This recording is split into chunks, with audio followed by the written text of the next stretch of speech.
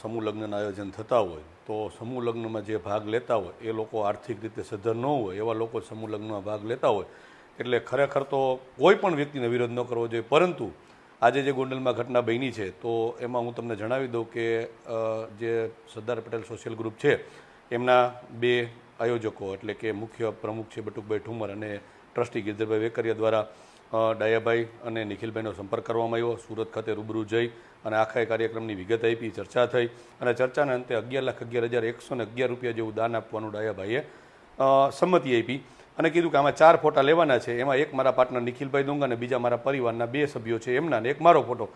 એટલે બધું નક્કી થઈ ગયું.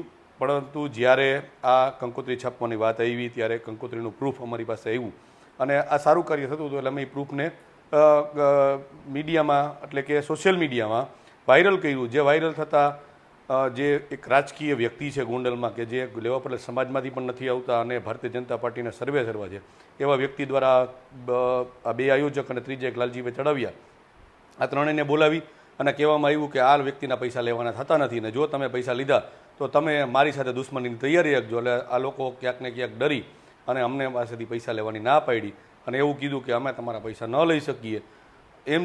તેમ છતાં પણ અમે તમારું એક વ્યક્તિ ડાયાભાઈનું નામ લખશું પણ પૈસા ન લીધા. એટલે કે સમજો હિસાબ કરવા જઈએ તો 11 લાખ રૂપિયા હતા અને 31 જેવી દીકરીઓ હતી. એટલે એક દીકરીને 30-30 હજાર રૂપિયાથી વધારે કરિયર આવી શકતો હતો. જે આ એક વ્યક્તિના ઇશારે દીકરીઓ પાસેથી આટલી વધારાની સહાય આ લોકોએ આડો પગ કરી અને જતી કરી.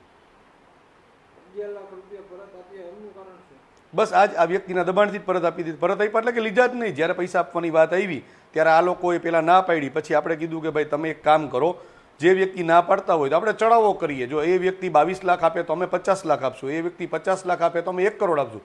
પરંતુ આ વ્યક્તિએ કીધું કે અમે અમારી મજબૂરી સમજો, અમારે રાજકીય બધા કામ હોય છે અને આ વ્યક્તિ સાથે દુશ્મની અમે ન કરી શકીએ એટલે અમે તમારો 1 પણ રૂપિયો નહીં લઈએ.